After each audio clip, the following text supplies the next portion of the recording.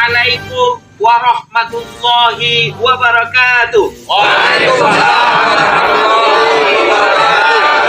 Alhamdulillah, pada hari ini Sabtu 30 November 2024 telah diadakan kaderisasi tingkat 1 di Purbalingga. Alhamdulillah, acara telah dilaksanakan dengan baik. Masyumi memanggil menang.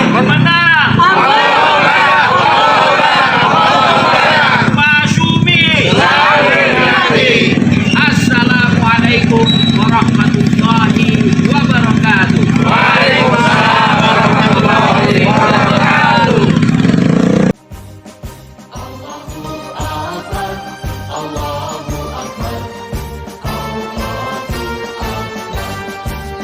Sejahtera bangsaku, damai negeriku, yakinlah kita mampu.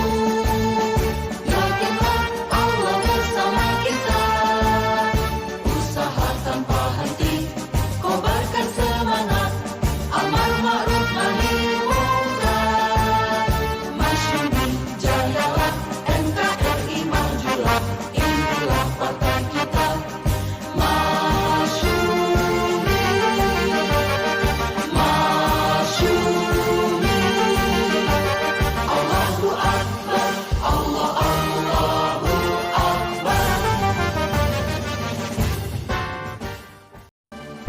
Assalamualaikum warahmatullahi wabarakatuh. Sahabat pejuang Masyumi di seluruh Indonesia, terutama di Provinsi Jawa Tengah. Kali ini saya meliput kegiatan latihan kader 1 yang diselenggarakan oleh Dewan Pimpinan Daerah Partai Masyumi Kabupaten Purbalingga. Nah, kegiatan ini dilaksanakan selama 2 hari, sejak kemarin hari Jumat sampai hari ini hari Sabtu tanggal 29 sampai 30 November 2024. Dan kegiatan ini dilaksanakan di pegunungan yang sejuk, yaitu di Desa Serang, Kecamatan Karangreja, Kabupaten Purbalingga. Tentunya ada tujuan-tujuan khusus yang dimaksudkan oleh panitia mengapa kok mengambil tempat latihan kader 1 ini di daerah yang sejuk. Oke, kali ini kita akan mendengarkan pesan dan kesan dari salah satu peserta latihan kader 1 yang diselenggarakan oleh Dewan Pimpinan Daerah Partai Masyumi Kabupaten Purbalingga. Ya, perkenalkan dengan Bapak siapa? Rahman Suryatmaja, saya Rahman Suryatmaja. Dari DPD Partai Masyumi Kabupaten Purbalingga. Oke, baik. Bagaimana Pak kesan dan pesan yang Bapak rasakan setelah mengikuti kegiatan latihan kader 1 Partai Masyumi Kabupaten Purbalingga ini, Pak? Baik, terima kasih. Assalamualaikum warahmatullahi wabarakatuh. Saya sebagai salah satu peserta pelatihan kader Masyumi tingkat dasar angkatan pertama di DPD Partai Masyumi Purbalingga sangat berkesan dengan acara ini karena di acara ini kita bisa lebih mengenal dekat dengan apa itu Partai Masyumi, kemudian bagaimana program kerjanya dan apa yang dicita-citakan dari Partai Masyumi. Kita bisa banyak mengetahui tentang sejarah berdirinya Masyumi di masa lalu, kejayaan Masyumi di masa lalu, sehingga kita sebagai tentu kader-kader muda Partai Masyumi menginginkan agar Partai Masyumi ikut bisa berkiprah dalam membangun bangsa dan negara ini agar lebih baik lagi. Luar biasa ya Pak, ternyata materinya bagus sekali. Nah, setelah mengikuti kegiatan ini, apa nih harapan atau kemudian apa yang akan dilakukan selanjutnya dari hasil latihan kader 1 Partai Masyumi Kabupaten Purbalingga ini, Pak? Ya, baik. Jadi sesuai dengan judulnya, ini latihan kader, maka kita diharapkan bisa menjadi kader berikutnya untuk menyampaikan kepada masyarakat tentang apa itu Masyumi dan apa yang dicita-citakan Partai Masyumi terhadap bangsa dan negara ini. Kemudian harapan apa yang Bapak harapkan secara pribadi selaku warga negara terhadap Partai Masyumi ini, Pak? Ya, tentu cerita kejayaan Masyumi di masa lalu itu menjadi inspirasi bagi kita semua. Bagaimana Partai Masyumi yang dengan tegas mengidentifikasikan dirinya sebagai partai Muslim yang memperjuangkan tentang syariat Islam, tentu kita berharap Partai Masyumi ini bisa diterima di mayoritas masyarakat Indonesia yang beragama Islam. Dan memang ternyata solusi syariat Islam itu adalah solusi yang terbaik, bukan hanya untuk masyarakat Islam itu sendiri, tapi juga di masa lalu diakui oleh anggota legislatif pada saat itu bahwa syariat Islam ternyata bisa diterapkan dan yang terbaik bagi kemaslahatan bangsa dan negara. Luar biasa ya Pak, dan semakin menambah semangat bermasyumi dan membesarkan Partai Masyumi di Kabupaten Purbalingga.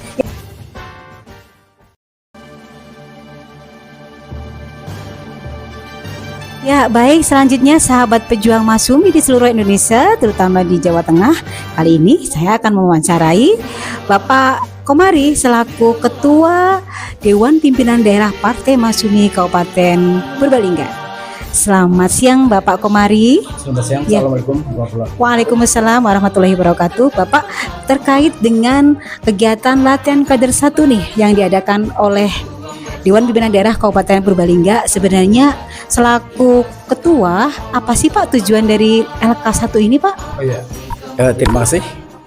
Yang saya hormati saudara-saudara sekalian, perlu kami sampaikan bahwa kami Partai Masyumi kan kemarin tidak lolos verifikasi. Sedangkan kami punya teman-teman, punya sahabat, punya tim Masyumi yang perlu kami gembleng bersama-sama agar memiliki visi yang sama, keislaman yang sama. Kemudian tujuan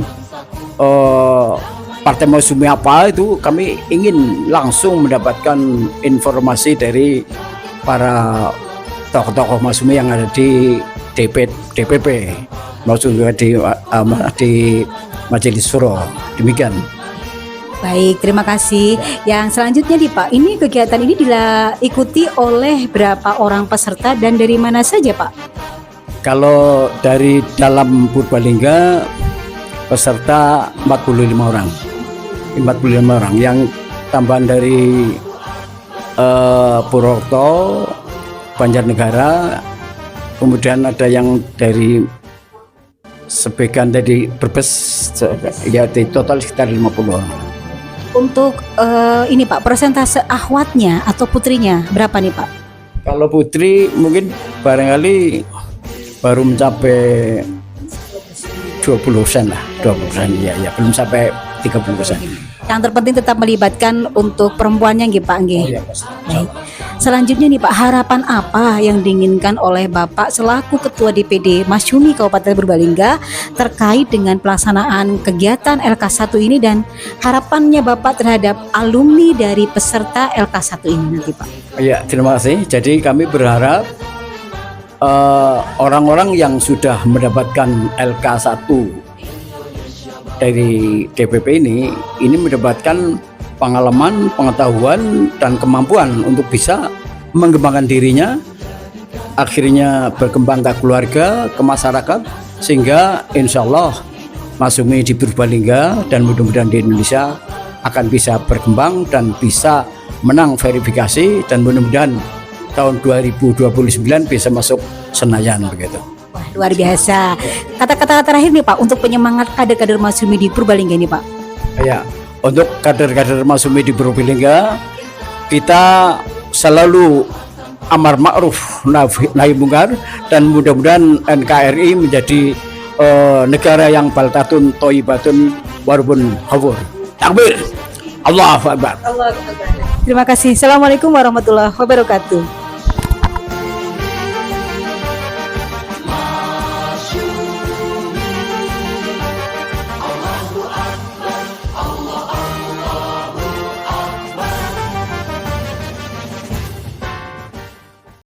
Jadi daurah atau kalau istilah kita itu perkaderan itu kata dasarnya kader.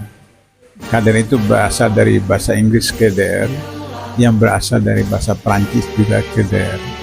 Kenapa? Karena Islam itu pernah sampai ke Prancis Selatan, kemudian melaksanakan apa yang disebut dengan kaderisasi itu. yang kemudian diambil istilah oleh Inggris, kemudian menjadi Indonesia menjadi kader.